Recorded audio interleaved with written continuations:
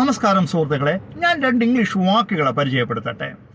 ഒന്ന് early bird. Early bird early bird എന്ന് പറഞ്ഞാൽ വളരെ നേരത്തെ ഉണർന്നെഴുന്നേൽക്കുന്ന വ്യക്തി. He's an early bird. അവൻ അതിരാവിലെ ഉണർന്നെഴുന്നേൽക്കുന്ന ഒരു വ്യക്തിയാണ് എന്നാണ് അർത്ഥം. ഏർലി ബേർഡ്, നേരത്തെ ഉണർന്നെഴുന്നേൽക്കുന്ന വ്യക്തി. A person who rises early in the morning. ഇനി മറ്റൊരു വാക്ക് നൈറ്റ് ഔൾ. നൈറ്റ് ഔൾ എന്ന് പറഞ്ഞാൽ രാത്രി ഏറെ സമയം ഉറക്കമിളച്ച് ഇരിക്കുന്ന ആൾ, ഉറങ്ങാതെ ഇരിക്കുന്ന ആൾ. രാത്രിയിൽ ഒത്തിരി നേരം ഉറങ്ങാതെ ഇരിക്കുന്ന ആൾ. A person who stay awake late at night. അപ്പോൾ ഹീസ് എ നൈറ്റ് ഔൾ എന്ന് പറഞ്ഞാൽ അവൻ രാത്രി ഏറെ നേരം ഉറക്കമിളച്ചിരിക്കുന്ന ആളാണ് എന്നാണ് അർത്ഥം. അപ്പോൾ ഏർലി ബേർഡ്, നേരത്തെ ഉണർന്നെഴുന്നേൽക്കുന്നവൻ. നൈറ്റ് ഔൾ, രാത്രി ഏറെ സമയം ഉറങ്ങാതെ ഇരിക്കുന്ന ആൾ.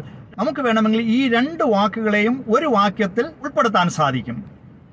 ദോ he is a night owl, he is an early bird. അവൻ രാത്രി ഏറെ സമയം ഉറങ്ങാതിരിക്കുന്ന ആളാണെങ്കിലും രാവിലെ നേരത്തെ എഴുന്നേൽക്കുന്ന ആളാണ്.